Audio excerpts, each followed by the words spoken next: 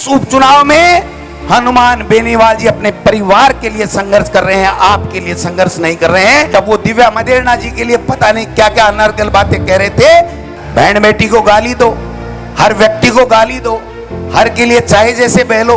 अरे हनुमान बेनीवाल के साथ कंधे से कंधे मिला करके पूरी कांग्रेस पार्टी पूरे लोकसभा के अंदर उनके साथ में पहले भी खड़ी थी, आज भी गठबंधन के बहुत ही रिस्पेक्टेड सांसद है हनुमान बेनीवाल जी। लेकिन राजस्थान में कांग्रेस को गिरवी ने, आप अपनी पार्टी के सुप्रीमो हो, अपनी पार्टी में कुछ भी करो, अपनी पार्टी की रीति नीति को आगे बढ़ाओ, मर्जी है जिसको टिकटें दो। श्री अकाल और काल परसों तो कह 370 कौन हटाए, हिम्मत करके दिखाओ। अरे तारा काका जी हटा दी, ओठी जोड़वा की बात चाल रही है, बी की बात कर, चौकी है माड़ी है, जुड़नी चाहिए नहीं जुड़नी चाहिए। अब मुख्यमंत्री पर्चाऊ बनया तो भाई जी रिजल्ट भी यहाँ का ऐसी तो मनिया बताओ, जो टी पर पास हुए वो कलेक्टर बन जाएंगे। जगह विधायक जी है हनुमान बेनीवाल जी, वे कांग्रेस पार्टी के समझौते से विधायक कौन ही आपका इंडिपेंडेंट विधायक भी के बावजूद भी विपक्ष में होते हुए भी खीवसर में वो काम मिला विकास का जो लक्ष्मणगढ़ में गोविंद डोटासरा के काम मिला मंत्री और प्रदेश अध्यक्ष रहते हुए। बहन बेटी को गाली दो, हर व्यक्ति को गाली दो, हर के लिए चाहे जैसे बहलो। अरे आप अपनी पार्टी के सुप्रीमो हो, अपनी पार्टी में कुछ भी करो, अपनी पार्टी की रीति नीति को आगे बढ़ाओ, मर्जी है जिसको टिकटें दो। लेकिन हमारी बहन बेटियों को गाली बर्दाश्त नहीं होगी, बर्दाश्त नहीं होगी, बर्दाश्त नहीं होगी। आपका खून खोलना चाहिए। आप वोट दो मत दो, जिसको मर्जी है जिसको वोट दो। कल हम घर घर जाके गांव गांव ये सारा मंच बैठा है, बेनीवाल साहब से जब इंडिया गठबंधन में समझौता हो गया तो हमने उनके लिए घर घर वोट मांगने का काम किया। कोई एक व्यक्ति कह दे कि कांग्रेस के व्यक्ति ने वोट नहीं दिया। एक तेजपाल मिर्जा के लिए इन्होंने शिकायत की, ये जिला अध्यक्ष जी बैठे, इन्होंने लेटर लिखा कि ये इंडिया गठबंधन के साथ में काम ठीक नहीं कर रहा है। हमने 1 सेकंड में उनको बाहर का रास्ता दिखा दिया। दिखाया कि नहीं दिखाया आप बता? हमारी ईमानदारी पे शक करते हो और खुद ही कहते हो कि मैं समझौता नहीं करूंगा, मेरा राजस्थान में समझौता नहीं है।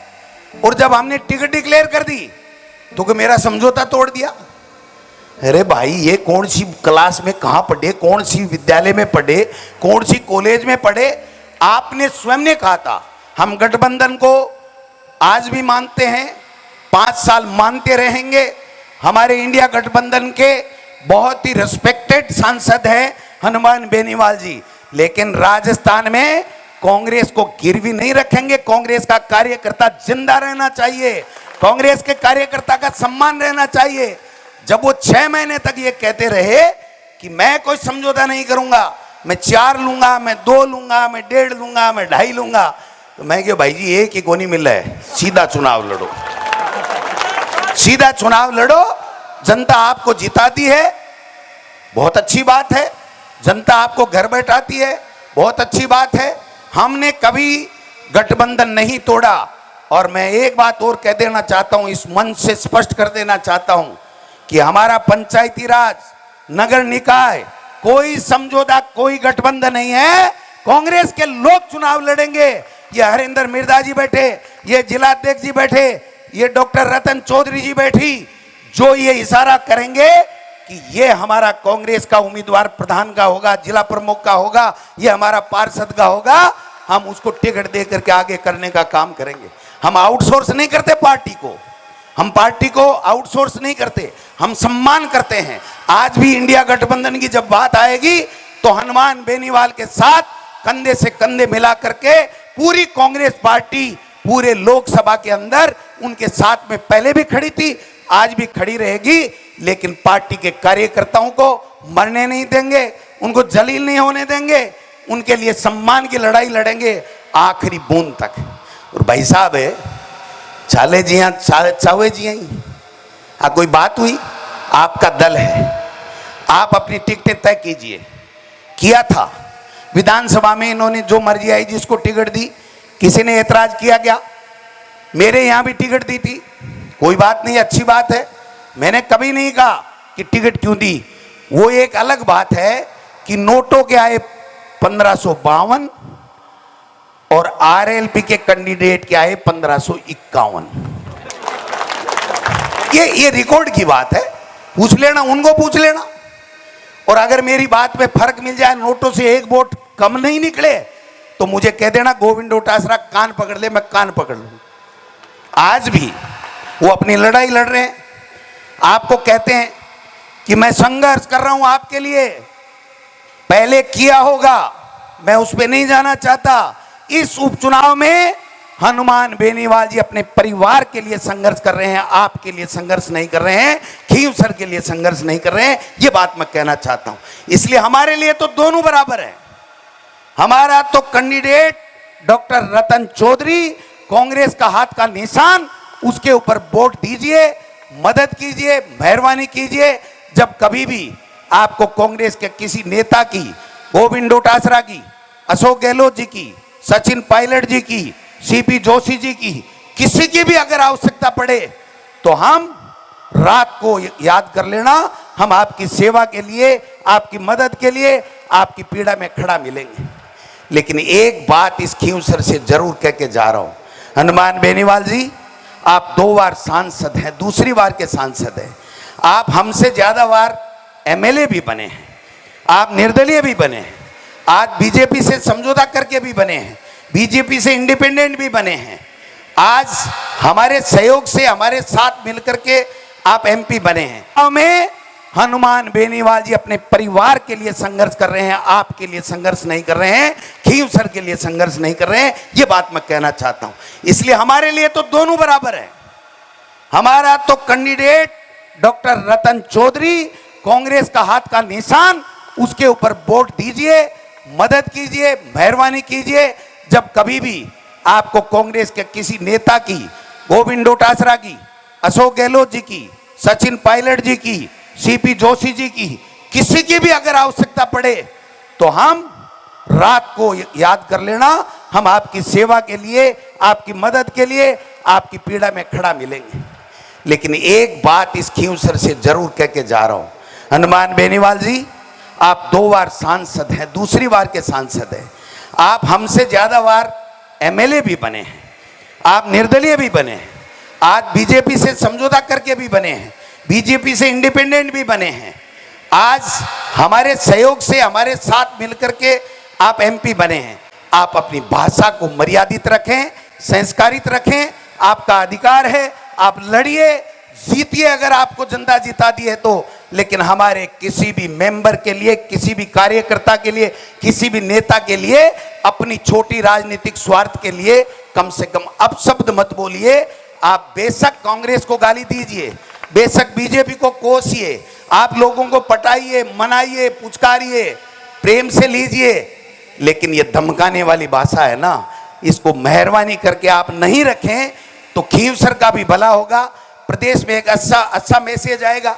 मैं पूछना चाहता हूं उनसे, बलदेव राम मिर्जा जी, रामनिवास मिर्जा जी, नाथूराम मिर्जा जी, वसुंधरा राजे जी, ज्योति मिर्जा जी, रिछपाल मिर्जा जी, परशुराम मदेरणा जी, महिपाल मदेरणा जी, दिव्या मदेरणा जी, हरीश चौधरी जी, महेंद्र चौधरी जी, राजा राम मील साहब, गोविंद डोटासरा, नारायण सिंह जी, अशोक गहलोत, सचिन पायलट, उमेदाराम बेनीवाल और नारायण बेनीवाल, रेवंत राम डांगा, रामेश्वर डूडी, सारे बेकार हो गए आपके लिए।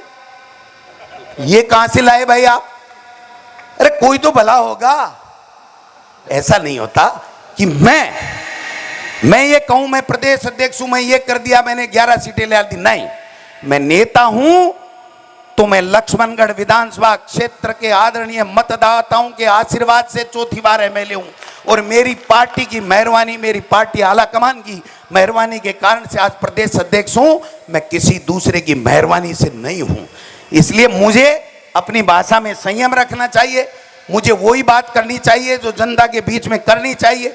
सबको गाली दे करके आप ताली बजवा सकते हो, चंद मिनट के लिए आप तालियां वाई वाई बटोर सकते हो, लेकिन यह हमारा संस्कार, हमारी संस्कृति नहीं है। मुझे बेहद अफसोस हुआ जब वो दिव्या मदेरणा जी के लिए पता नहीं क्या क्या अनर्गल बातें कह रहे थे, और कुछ 5-4 युवा लोग तालियां बजा रहे थे। मुझे खुद से शर्म आ गई, मैं नीचे जमीन में देखने लग गया कि ऐसी भाषा का प्रयोग एक सम्मानित सांसद को नहीं करना चाहिए। मैं आपसे पुनः अपील करना चाहता हूं, आप अपनी पार्टी को आगे बढ़ाइए, जिस किसी के खिलाफ खड़ा करना चाहे खड़ा कीजिए, जीतने का पूरा प्रयास कीजिए, इन लोगों का दिल जीतिए।